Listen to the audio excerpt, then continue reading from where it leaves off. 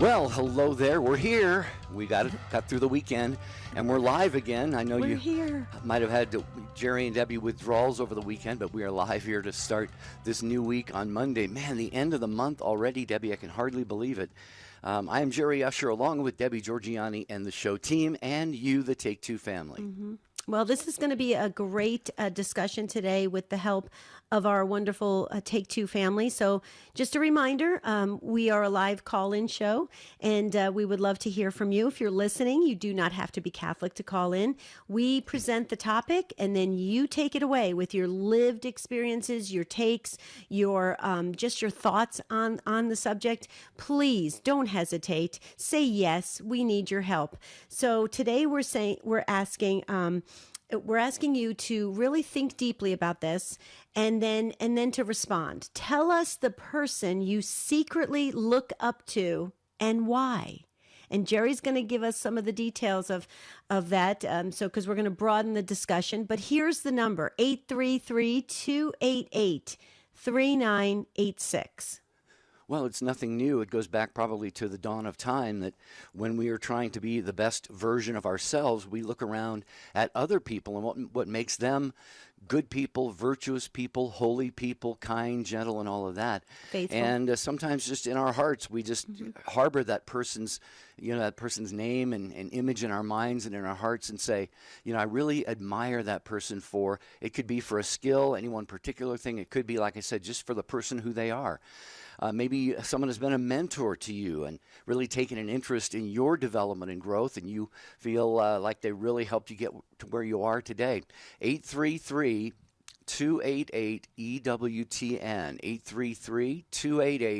833-288-3986. And I added faithfulness, Jerry, because for me that's very important. There are many people that I admire and look up to, past and present, even some famous people like saints, and I just love that. But I think for me, Jerry, I don't know how you feel about this. I was thinking about it the entire weekend. For me, it's those people that have gone through really serious situations in life. Major health situations, losses, trials and tribulations, everything in between. And then they still remained faithful, and even their joy increased. And that, to me, those are people that I look up to. They're the role models for me. They just embody the, sense of obedience and humility and dedication and love of our Lord. I think it's that those are the kinds of people that are pretty incredible, because I think when you go through the most difficult times in life, there is that little bit of you that wants to say, where is God in all this? And you want to walk away, right? Because you're feeling hurt. You're feeling abandoned by God, right? And those people that really turn it around and make it something that just kind of catapults them into the next level of spirituality. Those people they're heroes of mine.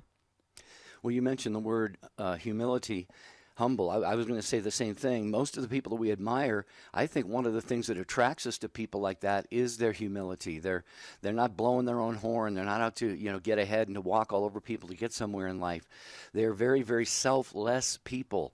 And this could be, as Debbie said, a saint. It could be a pope. Definitely a spouse, a child, a sibling, neighbor, coworker, entertainer, musician. Who is it that you could share with the world today? And that, by the way, you are sharing it with the world. These are people who will never probably ever have 15 minutes of fame, as they say, but you can give them a couple minutes of fame right now. Not that they would be looking for that, but I know your heart would love to share with the world who has been this special person or persons in your life.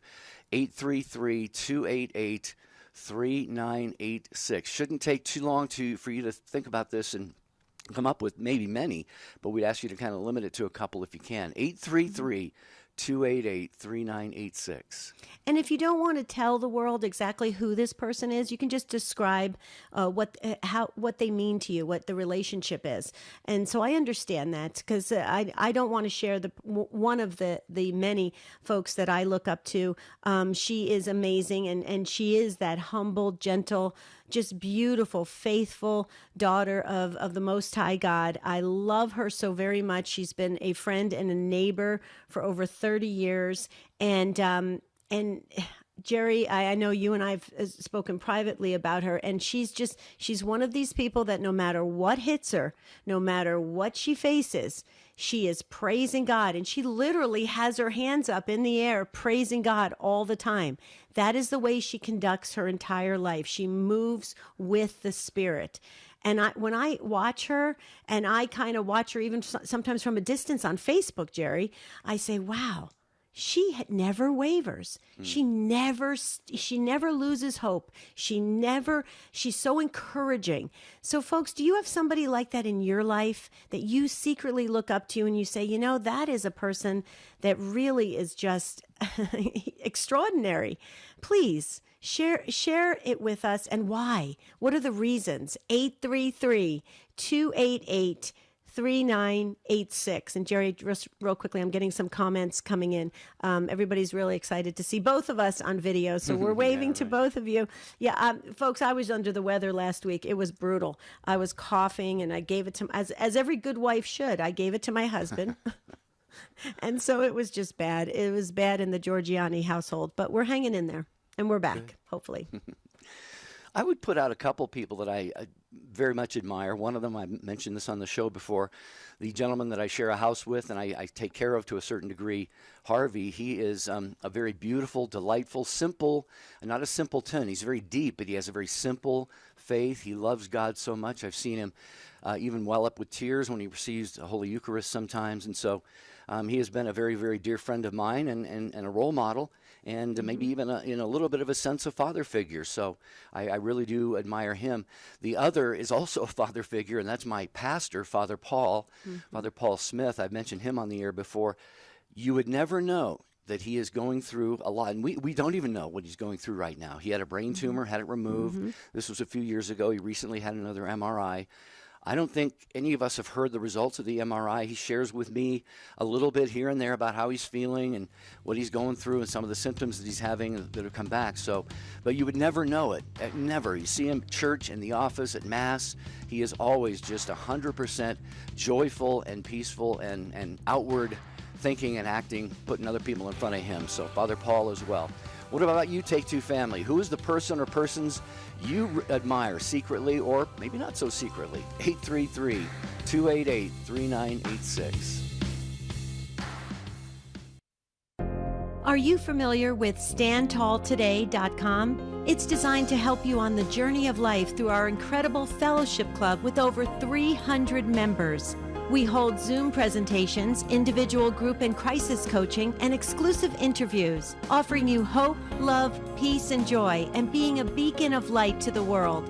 Log on to StandTallToday.com for a free coaching consultation. That's StandTallToday.com. This is Kevin Burke of Priests for Life with Pro-Life Update. In his address to the United States Congress, Pope Francis declared, quote, "If we want security, let us give security. If we want life, let us give life. The yardstick we use for others will be the yardstick which time will use for us." The Golden Rule also reminds us of our responsibility to protect and defend human life at every stage of its development. The Pope here gives a very basic reason why you are pro-life. The Golden Rule: treat others as you want them to treat you. Therefore, don't kill them by abortion. What he is also saying is that we will in fact be treated the way we treat others. Time brings back to us the consequences of our own actions. In other words, a nation that kills its own children cannot survive. This is Kevin Burke on the EWTN Global Catholic Radio Network.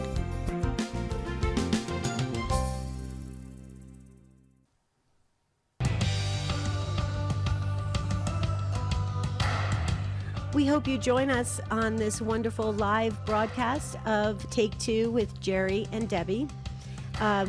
We are asking you to share with us that person you secretly look up to and admire, and why.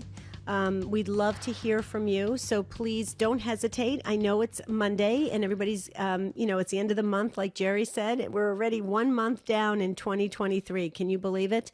And it's important, though, that we keep up with these topics and these discussions because we have brand new listeners each and every time we do this show. So it's important. You're the catechists here, so don't sit this out. Please dial in 833-288-3986. And Jerry, since I do have the mic, let me just share with our listeners Sacred Heart of Jesus, green mother of pearl framed print. This image is of the popular 20th century depiction of Jesus in which the viewer's gaze is drawn to his sacred heart. His heart burns with love beneath a cross and is wounded by the encircling crown of thorns and bleeding from the open wound on the side. Equally captivating are his eyes, so full of sorrow and love and sending the message of divine love and hope for humanity, but also one of sadness. So this is an image really that we need to meditate on. This 8-color print is displayed under glass in a custom wood frame with green tint mother of pearl inlay and a dark green lip. So it's an 8-color print. Wow. It's 11 inches by 13 inches and has a wire hanger on the back. It's available now at EWTNRC.com. Free standard shipping. Online orders of $75 or more. This is for the continental U.S. only. Use code FREE at checkout. But Jerry, when some people may say, well, why do I want an image that looks so sad, filled with sorrow? But when we meditate on the passion of Jesus, when we meditate on what he did for us, it really does open up a whole new area of our own spirituality. A lot of the saints did exactly that. And the saints are our role models, right, Jer? Absolutely. So maybe there is a saint that you really, truly admire. I guess, the easy answer is any one of them could fill that role because they are saints now.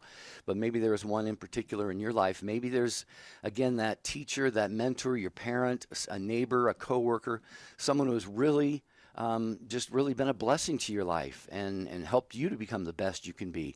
Maybe a very, very good friend. Maybe you look at them as like, wow, that person's a real hero in my eyes. Mm-hmm. That's what we're talking about today on Take Two with Jerry and Debbie and you at 833-288-3986. Get on board one of those open phone lines, and we will talk about this with you. And we'll talk about it with Marianne first in Remlap, Alabama, listening on the EWTN app. Hi, Marianne. Thank you for taking the call. Sure. I have a friend. She's actually maybe 10 years younger or 5 years younger than I am. I'm 75. She has been such an example to me in all her life's adversity. Her history is she was married, found out her husband was cheating on her, had 3 daughters, helped raise the granddaughter when her daughter got pregnant in high school. Mm-hmm. So then she eventually divorced. Struck out on her own. I think she worked real estate, insurance, whatever she could do to make money. Super Catholic, never lost her faith, ever. Then she worked at a rectory, and they maligned her. And that's when I got to meet her. She reached out to me when I was new there, and she reached out, and she said hello, and she was very friendly. And we got to be really, really good friends. And the rectory, there were people, I think because she was in charge of a lot of things and doing a phenomenal job, maybe there was some factor that was jealous. So then she never said a word, never defended herself. I'm like, why don't you say something? But she never did. And they even lied to the pastor. That was all cleared up, and those people left the parish, the troublemakers. And then she now, and her husband and she remarried a good, wonderful, holy Catholic man, prayer warriors, both of them. And then her husband got a brain disease. He has Lou dementia, which is fatal. The average lifespan is, I think, 5 years, and he's alive for maybe 5.5 because they just love each other so much. She takes care of them. She's just someone I really, really, truly admire. Fast forward with me, my husband, it was a physical problem. He threatened me, and I couldn't stay there safely anymore. I still love him, pray for him. His name's Marty. But anyway, he helped me through that, And, you know, it's just, she's been my mentor, really. She's just never, ever, ever bitter. Her ex-husband basically lured the 3 daughters away, you know, that you have to take side crap, and they went with him. So she doesn't even know how many grandchildren she has, I don't think. But she's just a perfect example to me of trust Jesus, surrender, and take one day at a time. And I mean, she's just a phenomenal, strong, strong woman. And now she's helped my son, who's out of prison, and his wife. My son's working now, thank God. That's another whole story. But everybody looks up to her that has a brain, that loves the Catholic faith. So she's just an example of don't get bitter. Don't, just give it to God. And, you know, I just had a thing come up with my now husband, too, as kidney disease and prostate cancer. So, of course, I'll go home to help him. Maybe I can't live with him, but I can be there and help him every day if he needs it. But she's given me advice with that, too. I just really, really admire this woman. So that's my story. Wow. What a lady she must be. Mm-hmm. Wow. Go ahead, Deb. You know, I was just going to say, Marianne, I put your friend's, God knows who your friend is, in the book. So I put her in the book. So I wanted you to know that we'll be praying for her continued, you know, strength through everything she's been up against.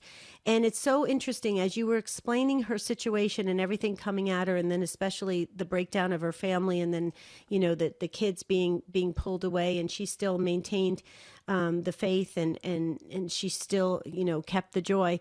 I've heard this so many times. In fact, I've lived it as well.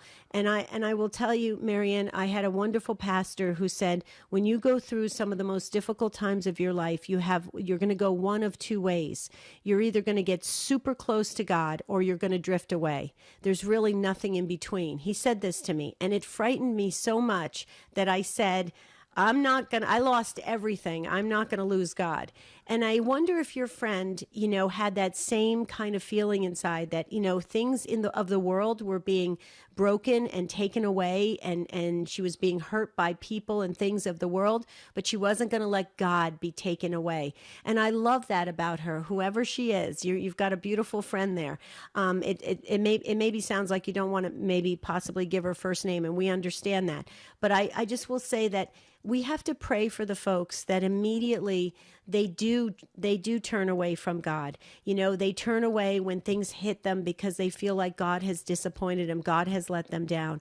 And we're in a world where a lot of people are turning away from God, and it's brutal. And we're seeing the results of it as the body of Christ, because it affects all of us. So I just want to say, Marianne, God bless you. God bless that you recognize your friend, and God bless many more blessings to you and your friend. That is amazing. What do you think? Thank you. Thank you. And just pray for my husband, Martin, please, because I still love him, but it's just not a safe living situation yet. Maybe someday it will be, but it's just a heartache. So thank you. Yeah, we're very sorry about that, Marianne, and please know of our prayers for that. And we just want to say to you, too, you are a woman of God as well, to be there for your friend like you are, and I'm sure that she greatly appreciates that. And it's got to be a mutual blessing that God has given to each of you to her and her to you. So thank you so much for being the rock and the strong friend that you are to her. Thank you, and thank you for you guys. I just love listening. Oh, thank you. You're very sweet. That line that Marianne was on is about to be open at 833-288-EWTN,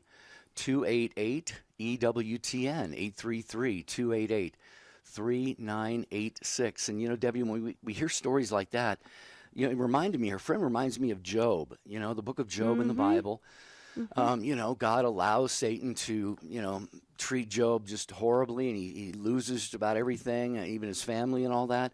But Job never curses God. He never turned away from God. And, you know, that is a gift from God himself. I really believe that. But I know the advice that your pastor gave you is very good advice, because you and I have both seen people go either one direction or the other when adversity came into their lives. Mm-hmm.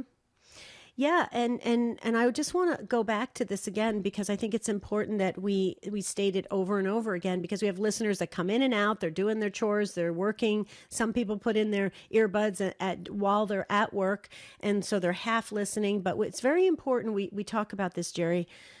The world is saying, hey, if you got dealt, a lousy hand in this life, then blame it on God. God must have he must have let you down. He must have he must you're not worthy enough. You're not loved enough. All the lies from the evil one. Okay, and the world is believing it, and that's the sick part of this. Because it's going more and more in that direction. I can take care of my own happiness. I can take care of myself. It's all about what I manifest, all this nonsense of New Age. It's all lies, and it's going to lead us all down a path of destruction. It's not good. We really must be like Marianne's friend that she was just talking about, a woman that can handle so much coming at her, but she's not going to lose her faith. She's going to get stronger. And because of that, she radiates out this beautiful essence that other people are drawn to, like Marianne. And that's the same way with my friend, Jerry. I think we should do more shows on that this year because I think we're in a world that is very dark and it's getting darker by the second. My mom used to say something that really made me roll my eyes, and I realize why she said it now at this point in my life, and I learned it earlier. She used to say, if you have one true friend in your life, you're blessed. And I would say, Mom, I got all these friends. Look at all these friends. But you go through life and you move and relationships change. You don't remain real strong with some of those friends. You develop new friends. And so I really believe she was right. And so, we have to pray to God that we'll have at least one and hopefully even several more good friends who will be there for us when we are going through those difficult times, because they are hard to go through, and we're all going to go through them at some time in our lives. Absolutely. We are. Okay, so do you want to, let's go back to the phones. And we also, let's not forget to read Timoteo's email he sent in, because he has broadened the topic to people that have passed, relatives that are passed. And I think it's a very interesting experience and feeling that he has gotten from that. But let's go to Jesse in Georgia on the EWTN app. Hello, Jesse, and welcome. Hello, guys. Thanks Howdy. so much for taking my call. Appreciate it. Sure. I'm doing good. Thank you. How are you guys doing?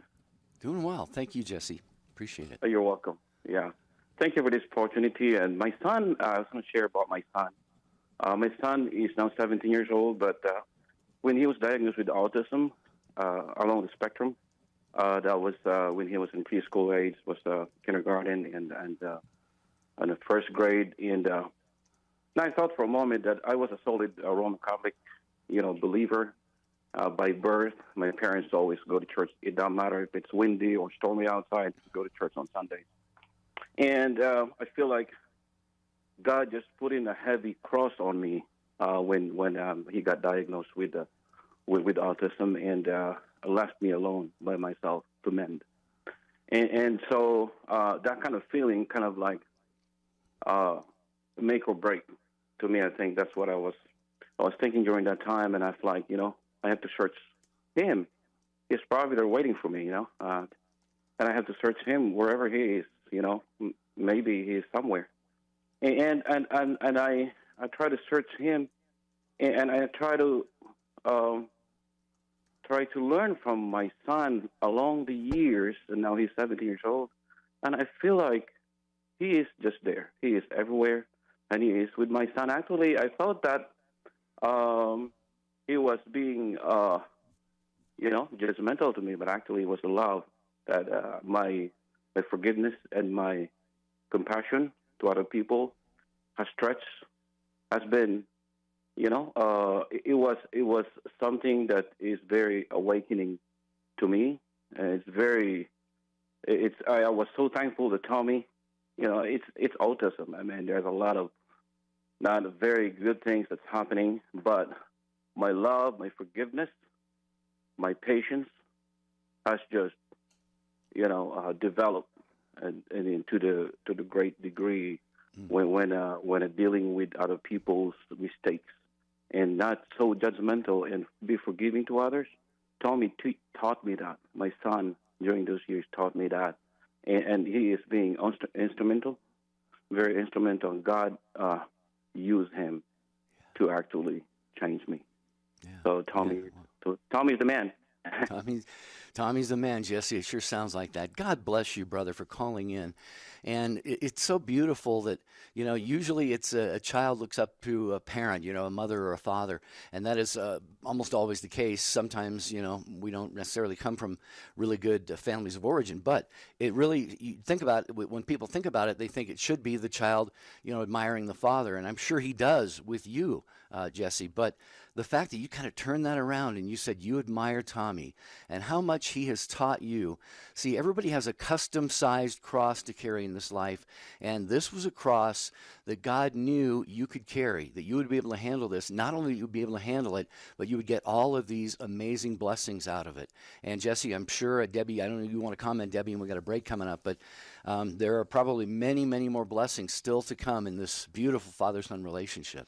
Well, I think once you recognize that this was a learning experience, the blessings continue to flow and multiply. Jesse, amazing story about you and your precious son, Tommy. Thank you so much for sharing it. We needed to hear it today.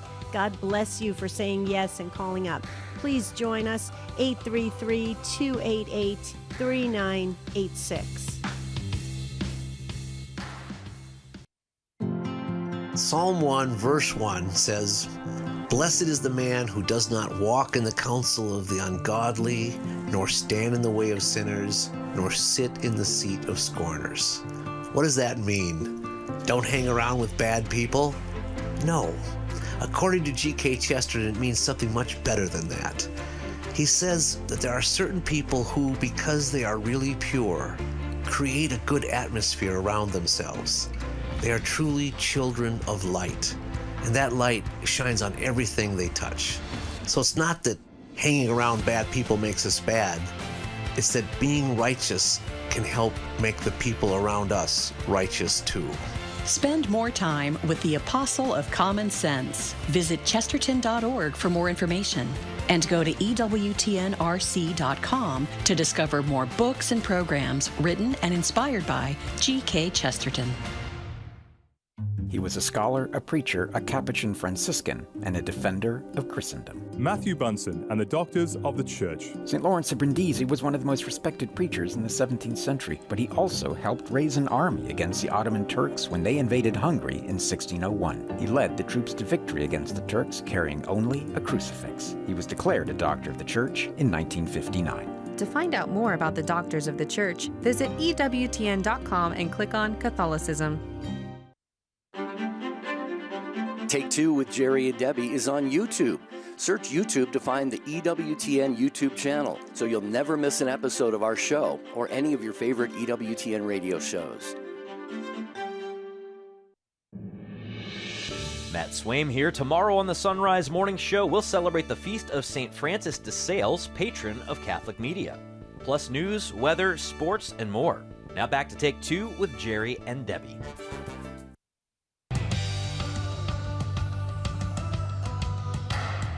We hope you join us. We're asking you to please tell us the person or the people that you secretly look up to and why. We need to hear it because we're learning and growing together.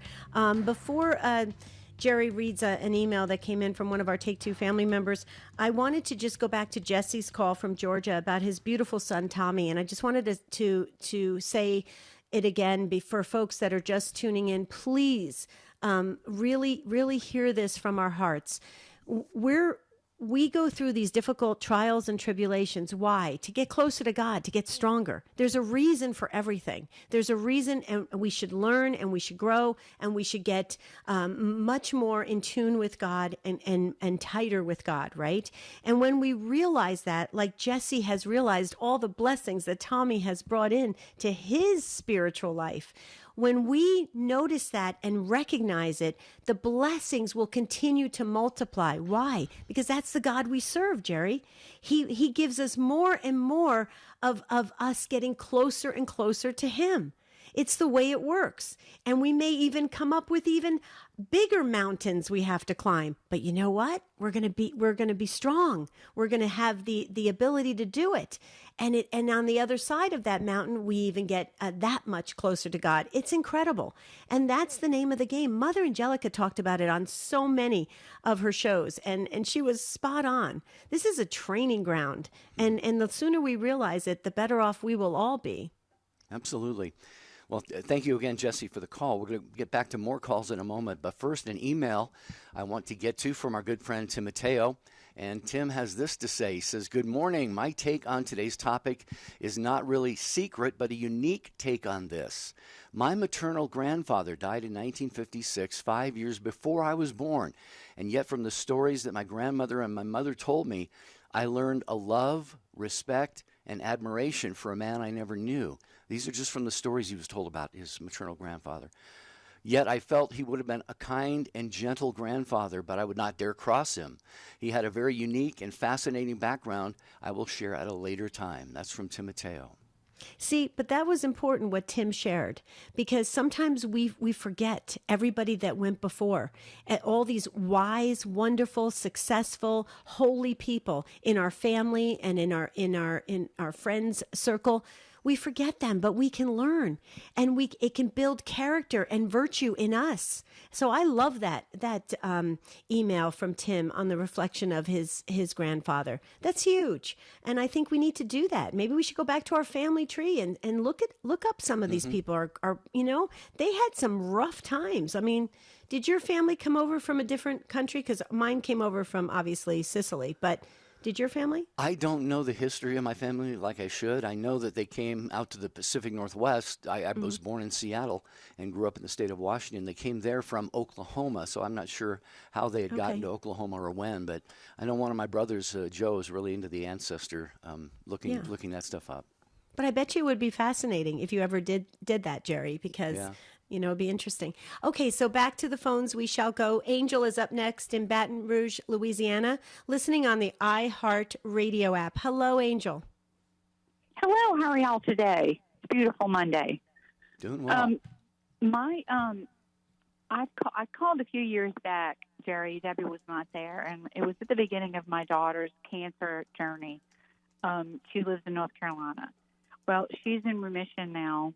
And after 7 years of marriage, she's finally able to conceive and is expecting their first child in August. Oh, praise God. What I wanted to say was her dedication to she loves Mother Teresa. It's one of her favorite saints is Mother Teresa, and her dedication to God and Jesus through the whole ordeal really spoke a lot to me. Just as a human and just as somebody who's going through hell on earth with her treatment. So she was very stoic and never complained. And so I felt like, she's going through this and she's not complaining. And my husband and I would take turns flying up there twice a month for her chemo, so we would be with her. But just seeing her go through that, and in a way, the suffering, I won't say was pretty, but it was beautiful, because it just made me a stronger believer and a stronger Catholic and a stronger. I had more trust, and I really, this might not sound true, but I never really was scared for her, even if she were to succumb to the illness. I never was scared. And as a mother, you want to fix everything, and I just knew I couldn't fix that. So we did the best we could and got her through it, and with God's help, with a lot of God's help, just being there with us and standing with us, and just knowing that the outcome was going to be okay, whatever that was. Mm-hmm. Wow. Angel, thanks for calling back. And we're just so happy and elated at the news that she is pregnant, and we thank you for sharing that with us. Suffering definitely can be a beautiful thing, and the reason is because we join ourselves to the one who suffered perfectly, and that is Jesus Christ.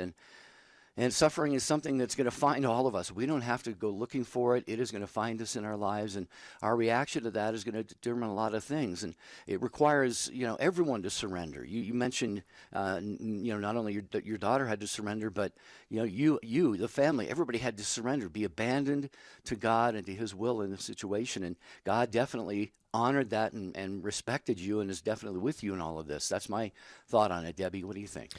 Well, my thought is, Angel, thank you so much for sharing this praise report about your very strong daughter, and we're so excited about the family expanding. But I wanted, and I'm sorry I wasn't on the show. I must have been traveling or something, or maybe even sick.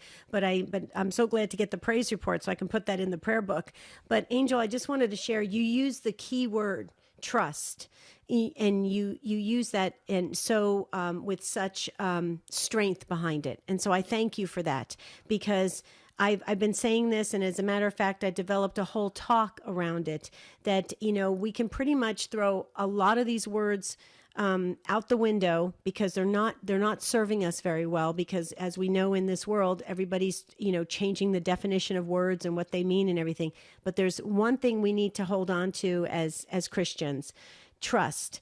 God asks us to trust Him completely, entirely, to free fall into His arms. God asks that of us, but we have the free will whether or not we're going to do it. So what do we need? We need the confidence. We need the courage. We need the reinforcement of trust. Jesus, I trust in you. That image, that divine mercy image, is in pretty much every church around the world. Why did John Paul II feel the need to make sure that was everywhere? Why did St. Faustina's message be pushed all throughout the world? Why? Because that's what God wants from us, trust. And your daughter was a beautiful role model of that.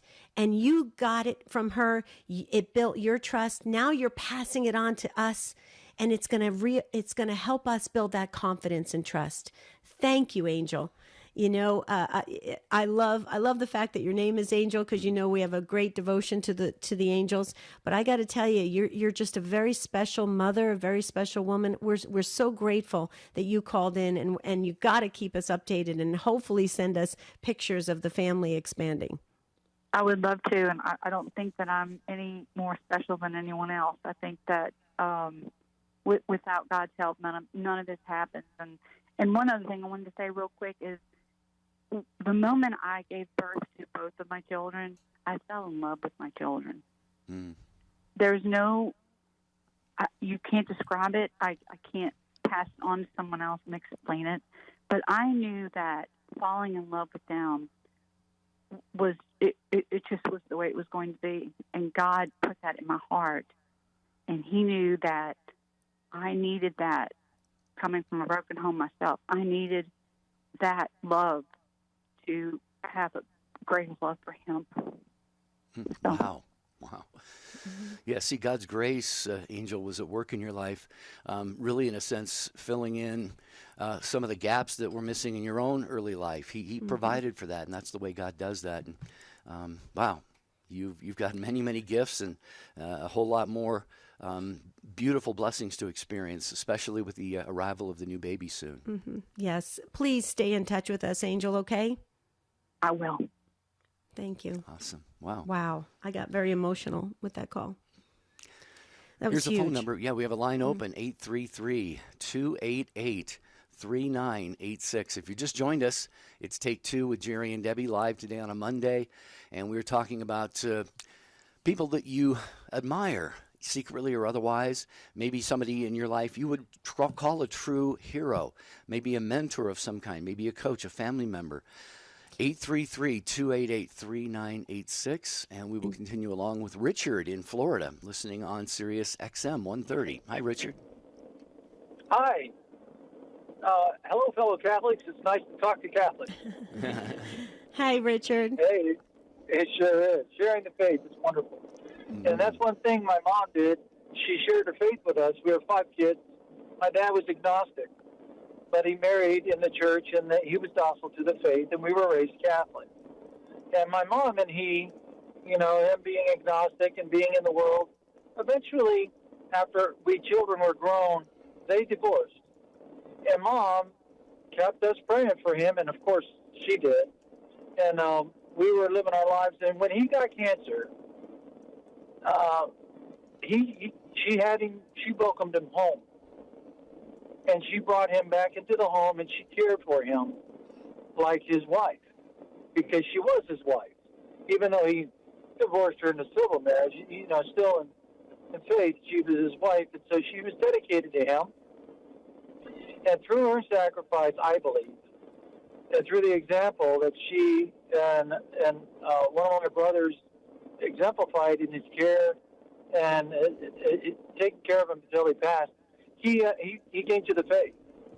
He actually requested one of the family friends, he's a priest, come and bring him into the faith, and he received Jesus before he passed away. And thanks be to God, I think my dad's up there and he can pray for us. But my mom, that heroic virtue that I saw, and it was amazing, because they got lots of fights throughout our lives, and they were always at odds, even during his death process. But still, she stuck with him, and he came into the faith. And the reason I called is there was a woman before, she was talking about a friend, and then she basically spoke about her own situation and her own husband in that death process. It's a struggle, but the person who helps them through it, they are sanctified in my belief. And when my mom passed away, we were all there. We could smell roses in the air when she passed away. It was amazing. So I believe, helping like she did with Dad really sanctified her and brought her to this. She's a hero. She's a heroine in our family. So, I mean, every year we get together on her birthday, and we hold her, we got her picture, and we don't do that for Dad. I mean, he came in late. He was like John Wayne, came in late. Okay, but we do that for Mom because she's stuck with it. So that's my story, and I'm sticking to it. Well, Richard, can you give us your mom and dad's first name? We definitely want to put them in the book, and then definitely honor your mom. I no doubt that you received that odor of sanctity, that odor from heaven, the scent of holiness around you. How beautiful, because what you shared about your mom and what she did, that she really gave all of herself to the commitment she had to her family, to God, and she did it even though probably she still dealt with a lot of sadness and pain from the situation. That is Christ-like. That's amazing. Can you give us their first names? His name's Phil, and her name is Sue. And Sue, beautiful. Phil wow. And Sue. Yep. What do you think, Jer? Yep. Well, Richard, I am very edified by this story that you have told. My father, it was a similar situation. My parents divorced when I was 7, but earlier before that, my father had secretly taken our CIA classes and committed the Catholic faith. But for decades after the divorce, we had very little to do with him. And I was at his side, at his bedside. Our mother and all 5 of us kids were by his bedside when he passed away, which is, a Hollywood script in and of itself. But nothing will draw a person to the faith more than being Jesus to them. You mentioned your mom and dad. Even when she brought him back into the home, they were still at odds. Okay, but I really believe the Holy Spirit gave him the grace to look past those difficulties, those tense moments, and see Christ in her. There's no way he could not have seen that. That's right. That is just the grace of God working in and through human instruments like us, broken human vessels. God can do miracles through even our weaknesses. So it's a beautiful story, Richard. Thanks for sharing it. Mom used to watch Mother all the time. Mom used to do what? I'm sorry? Watch Mother Angelica all the time. She was an inspiration. Yeah. Yeah. Yeah. You know, Richard, that's so interesting because as you're talking about your mom, I was thinking of my own mother who she was married to my dad, but she did the same thing. She jumped right into the role. They had a very difficult relationship, and she jumped right into the role when my dad got sick as well. And my mother just absolutely loved Mother Angelica. Isn't it interesting how Mother Angelica has the legacy and her words and her understanding of the faith and how she communicated it? It has affected all of us, and it will continue. It's affecting you, and now you're sharing it with the world. I mean, this is important stuff we're talking about. Let's just pray to God that we can continue to share our stories like this freely in the world, because I think this is where God really wants us to meet up. And I loved how you started off, Richard, with saying it's so good to talk to other Christians. You're right. It's beautiful and it's freeing, right, Richard? Oh yeah, because there's no concealment of things that might quote unquote offend somebody else, and that's going on today in these places we go. So it's wonderful. It's wonderful, and just to be able to speak your mind and not get harangued for it because we're speaking the truth, who is Christ. Absolutely. Thank you, brother, for calling from Florida. We appreciate that. Keep us on that Sirius XM channel 130, as so many people do. We're going to get to Tamara in just a moment. Before that, though, I want to tell you about, speaking of Mother Angelica, Mother Angelica Live Classics, Tuesday nights, 8 Eastern Time, right here on many of these same EWTN radio stations as well as television stations of EWTN, where Mother Angelica shares her timeless wit and wisdom.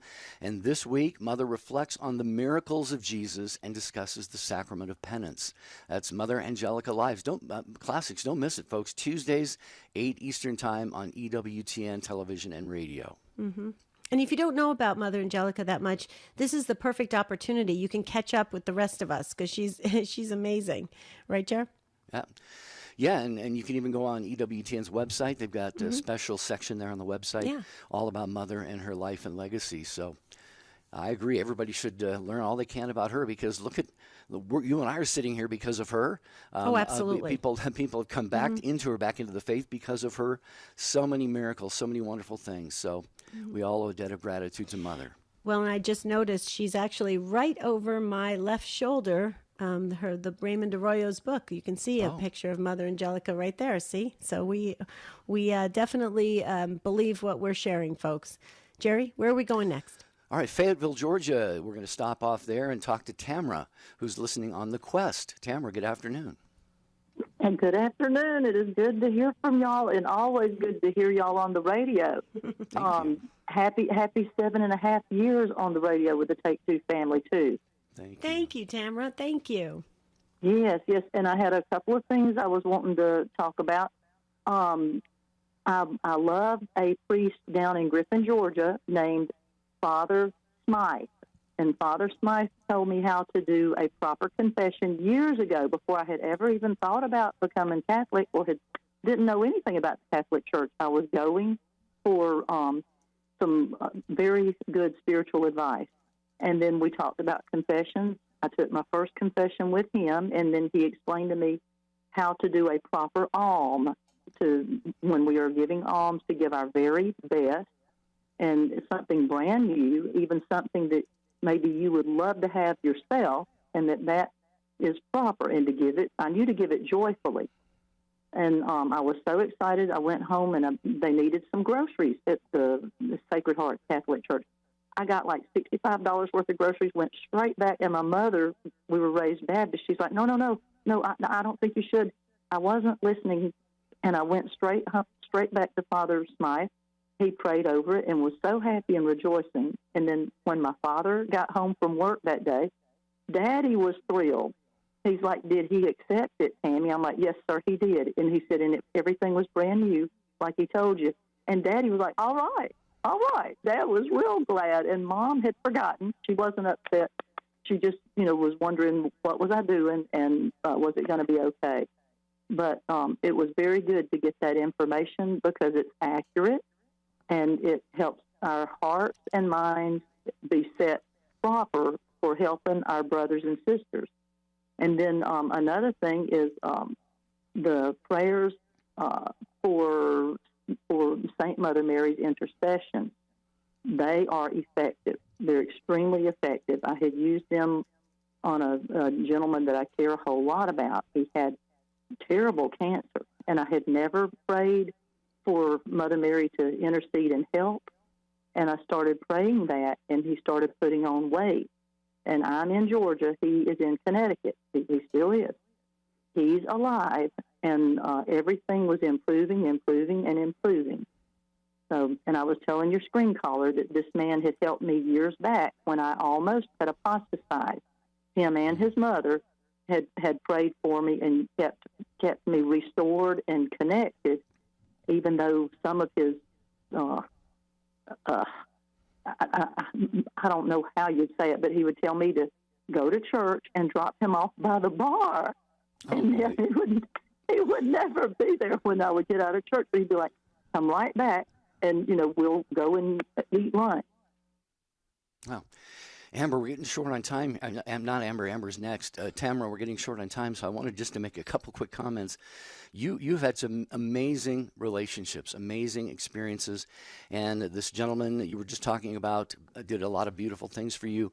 But I'm thinking about, you're talking about Father Smythe, who really taught you some of the important spiritual practices that really we all could stand to know a whole lot more about, and that is how to make a proper confession, how to give alms. I think if you come to my parish, my pastor's always talking about, folks, we got to get more of you to come to confession. We don't understand that. And then almsgiving as well. So these are the kinds of things, Debbie, that, obviously a good priest like Father Smythe is going to impart to somebody like Tamara. Mm-hmm. Oh, I love how you shared what you've learned from Father and from others and from practicing, having the different devotions, bringing the Blessed Mother into the circle of needs and intentions. Tamara, that is awesome. We need to keep these conversations going. It's so important because people are losing confidence in God. They are. We see it all the time. We get the emails. People are starting to go, I don't know where God is. I don't know how to bring God in. And Tamara, by your testimony, by your witness, you're sharing and you're saying, hey, this works. It's working beautifully, and it's allowing us to grow spiritually. Tamara, way to go. God love you. Thank you so much for calling in. We're going to go to Amber in Ontario, Canada. Amber, we've got about 2 minutes, but we wanted to get to you because I think you called earlier and dropped the connection. So hi, Amber, welcome. Oh, thank you so much for having me. Sure. So it's an honor to be here. I'll try to make it short. I guess I have to pick now. I had two friends and my own mother, but one person in my life who I'm witnessing suffering very valiantly right now and becoming stronger and holier for it is a friend, Vesna. I guess I can name her. Hope you don't mind, Vesna. And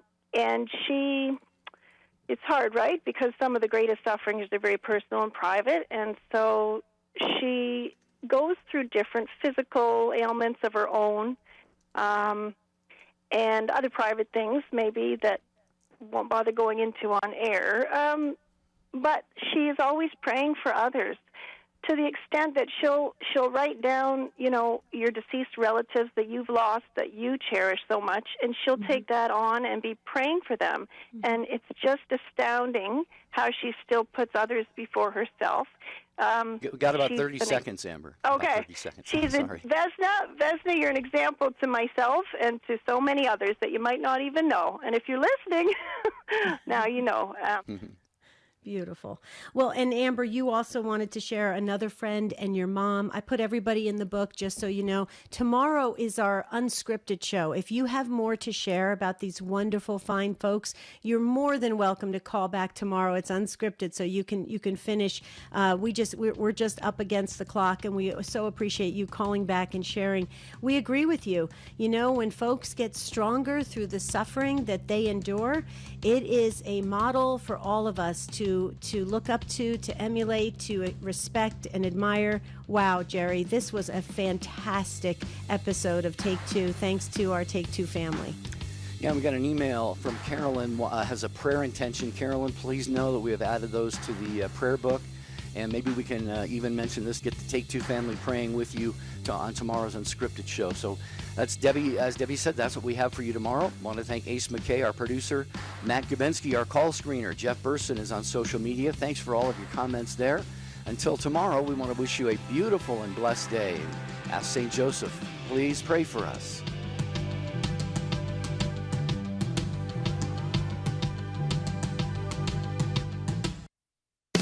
The most original and exclusive Catholic content is on EWTN Radio.